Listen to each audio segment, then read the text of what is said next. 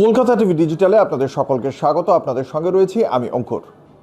গত 18ই ডিসেম্বর হামলা হয়েছিল বাংলাদেশের সংখ্যালঘু শ্রেণীর মানুষ ও দীপু চন্দ্র দাসের ওপর এবং তাকে পিটিয়ে মেরে তারপরে তাকে জ্বালিয়ে দেওয়া হয় প্রকাশ্যে। তারপরে আমরা দেখেছিলাম অমৃত মণ্ডল ওরফে সম্রাটকেও একই রকমভাবে মরতে হয় এবং সেক্ষেত্রে অবশ্য বলা হয়েছিল দীপু চন্দ্র দাসের ক্ষেত্রে যেরকম বিষয়টি ছিল তার বিরুদ্ধে ধর্মীয় বিদ্বেষের অভিযোগ আনা হয়েছিল ঢাকার প্রশাসনের পক্ষ থেকে, সম্রাটের বিরুদ্ধে ছিল তোলাবাজির অভিযোগ এবং সেই ঘটনার রেশ কাটতে না কাটতেই বর্ষ শেষের রাতে 31 ডিসেম্বর বুধবার রাত 9:30টার সময় আবারও একজন সংখ্যালঘু ব্যবসায়ীর ওপর হামলার ঘটনা ঘটল। এবার ঘটনাস্থল শরীয়তপুরের ডামুড্ডা থানা এলাকার কেউরভাঙা বাজারে এই ঘটনাটি ঘটেছে। বিশদে জানাবো সেই ঘটনা আপনাদের। যেটা এখনো পর্যন্ত জানতে পারা যাচ্ছে যে বুধবার রাত 31 ডিসেম্বরের রাত 9:30 নাগাদ এই তিলই গ্রামের বাসিন্দা, ডামুড্ডার যে কলোনি রয়েছে অনেশ্বর, সেই কলোনির তিলই গ্রামের বাসিন্দা খোকন চন্দ্র দাস, তিনি কাছেই একটি বাজারে তার একটি মোবাইল ব্যাংকিংয়ের দোকান ছিল এবং সেই দোকান সেরে তিনি রাত 9:30 নাগাদ সমস্ত টাকা পয়সা নিয়ে ফিরছিলেন একটি অটোতে করে এবং সেই সময় 3 জন দুষ্কৃতী সেই অটোটার উপর হামলা করে এবং তাকে মারধর করে কোপায়।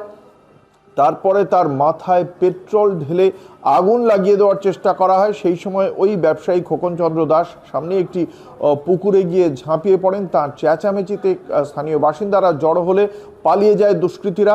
তারপরে সেখানে শরীয়তপুর সদর হাসপাতালে প্রাথমিকভাবে ভর্তি করা হয়, কিন্তু অবস্থার অবনতি হলে তাকে ঢাকায় নিয়ে যাওয়া হয়েছে। এই মুহূর্তে তার চিকিৎসা চলছে। তার পরিবারের পক্ষ থেকে তার স্ত্রী সীমা দাস তিনি বলছেন যে প্রত্যেক দিনই এই সময় ফিরতেন ওই খোকন চন্দ্র দাস নামে ওই ব্যবসায়ী এবং যারা তার ওপর হামলা চালিয়েছিল তাদের মধ্যে 2 জনকে শনাক্ত করতে পেরেছিলেন এই ব্যবসায়ী খোকন চন্দ্র দাস। সেই কারণেই তারা বুঝতে পেরে গিয়েছিল তাদের চিহ্নিত করে ফেলায় মুশকিল হয়ে যাবে, সেই জন্যই তাকে আগুন জেলে পুড়িয়ে দিয়ে মেরে দেওয়ার চেষ্টা করেছিল দুষ্কৃতীরা, কিন্তু সেটা সম্ভব হয়নি। তাদের সঙ্গে কারোর কোনো শত্রুতা নেই বলেও দাবি করেছেন সীমা দাস। এই ঘটনার পরেই ঘটনার তদন্ত শুরু হয়েছে। স্থানীয় প্রশাসনের পক্ষ থেকে জানানো হয়েছে রাব্বি এবং সোহাগ এই 2 জন ব্যক্তিকে চিহ্নিত করা গিয়েছে যারা এই অপরাধ ঘটিয়েছে।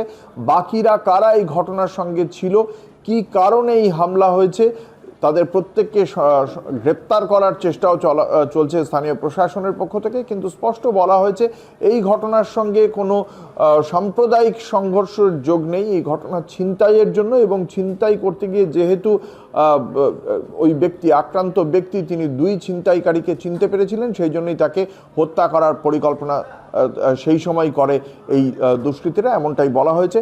এখন বাংলাদেশ প্রশাসন কতটা দ্রুত এই ঘটনার প্রেক্ষিতে পদক্ষেপ করে, সংখ্যালঘু হিন্দুদের উপর বারংবার যেভাবে বাংলাদেশের বিভিন্ন জেলায় হামলার ঘটনা ঘটছে তার প্রেক্ষিতে কি পদক্ষেপ, কতটা তৎপরতা থাকে, আন্তরিকতার সঙ্গে এই যারা দোষী তাদের শাস্তি দেওয়ার, দৃষ্টান্তমূলক শাস্তি দেওয়ার কতটা প্রচেষ্টা থাকে বাংলাদেশ সরকারের, সেদিকে অবশ্যই নজর থাকবে।